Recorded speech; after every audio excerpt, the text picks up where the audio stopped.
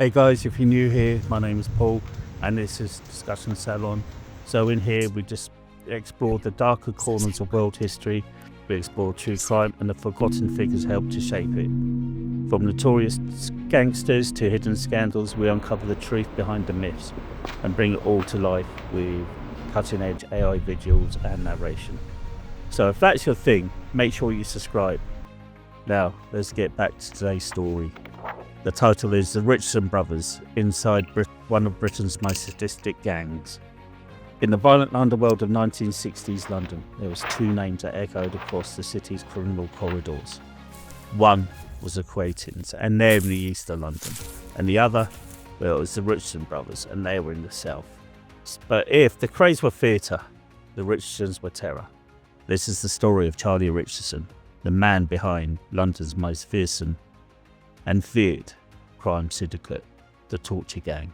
Charlie Richardson was born in 1934 in Camberwell, southeast London. His brother Eddie followed in 1936 and the youngest sibling Alan in 1940. All of these were raised in a traditional London working class family. The brothers endured the Blitz, played on the rubble of bombed out streets and grew to be young men who knew how to take a punch and to deliver one. By the age of 22, Charlie Richardson already owned 6 scrap yards. He was smart, shrewd and utterly ruthless. He just wasn't building a business, he was constructing an empire. He and Eddie made a fortune scavenging World Wartime airfields, stripping them of metal, machinery and whatever else could be sold for cash. They were hustlers, yes, but they were organised, efficient and deadly serious. Charlie's first meeting with the Cray twins came in Shepton Mallet military prison. All 3 of them were being held ahead of dishonourable discharges from national service. This is where the stage was set. This is where East versus South. But while the Cray twins wanted to be celebrities, the Richardsons just wanted control. By the end of the 1950s, the Richardsons ran South London. Their crew included Jimmy Moody, one of the infamous chainsaw robbers, George Cornell, and the psychopath enforcer, Mad Frankie Fraser. Fraser, it was said, could smile through screams, especially when holding a pair of gold-plated pliers. As the 1960s dawned, the Richardsons expanded their reach. Fraud, extortion, gambling, section rackets. They even opened clubs, bought property, set up business in South Africa.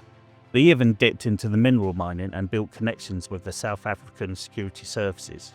It was said that Charlie tried to bug the Prime Minister Harold Wilson's phone for them.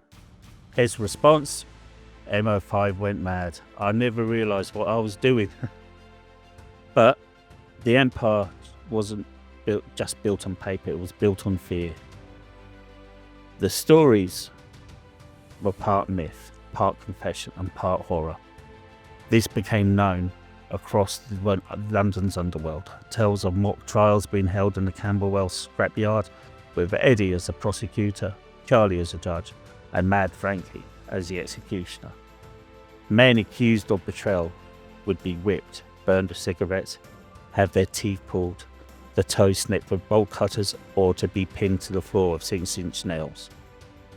One of the most disturbing devices was a hand crank generator. This was used to send electric shocks through a victim's body. Often the victims had been dunked in cold water to heighten the pain. Fraser kept the cables, Roy Hall cranked the machine, and Charlie apparently ate fish and chips after the spectacle. The victims were said to made up to clean their own blood. Then in the final humiliation, Charlie would give them a clean shirt. This was known as taking a shirt from Charlie. So, if you like this type of content, we do have a Patreon page. So if you'd like to support the channel, you can find the link in the channel's profile. This really does help to cover the production costs of making these videos. It also helps to keep these stories alive. Get back to the video. But like all criminal empires, theirs wasn't built to last. On July the 30th, 1966, the infamous day when England beat West Germany to win the World Cup. 70 police officers raided homes across London's southeast. Charlie was dragged from his bed. 11 gang members were arrested. The Richardson empire was crumbling. The 1967 trial shocked the nation. Known as the torture trial, it was stuff of tabloid ecstasy, sadistic violence, gold-plated pliers, and electric cables strapped to men's genitals. Witnesses were protected under heavy guard and claimed to see beatings, burnings, and medieval punishments that seemed barely real. One key witness was Johnny Bradbury, a former gang member facing the death penalty for a murder, allegedly ordered by Charlie. He turned Queen's evidence in exchange for his life. Others followed. Immunity was offered, and the stories came pouring in. Petty fraudster Benny Colston told the court that Fraser pulled out his teeth with pliers. Others spoke of being wired up to a black box, kicked, stabbed, and humiliated. The courtroom was filled with fear. Even the jury were placed under police protection. Charlie Richardson was sentenced to 25 years for fraud, extortion, assault, and grievous bodily harm. Eddie received 10 and plus 5 more for his role in Mr. Smith's shooting.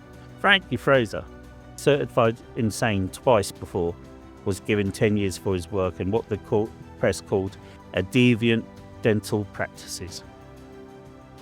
Charlie always denied the accusations. He called them lewd fairy stories. If you can find anyone that says they got nailed to the floor by us or got their toes cut off, he once said, I'll give you £10,000 for each one of them. Yet, too many stories, too many scars, too many broken men beyond repair. By 1980, Charlie escaped from an open prison. For nearly a year, he evaded capture, even dressed as Santa Claus at one point to distribute toys and draw media attention for his demand for his release. But he was caught again and finally set free in 1984 after serving 17 years. After prison, Charlie changed his image. He campaigned for young offenders. He dined with journalists, posed for photos, but the shadow of his past never left. His brother Eddie was less apologetic. In interviews, he claimed he got pleasure from inflicting pain. He said, it was about proving my manhood, he said. It made me feel powerful. Even in his later years, Eddie maintained his contempt for the Krays. He said, they didn't fancy us. They were all mouth and all show. We were businessmen. They were the actors. He even suggested George Connell, a Richardson man gunned down by the Krays, was targeted after the Richardsons had been arrested. The coast was clear from, he said. The truth is there was never a full-scale gang war, just scattered battles, grudges and legends inflated over time.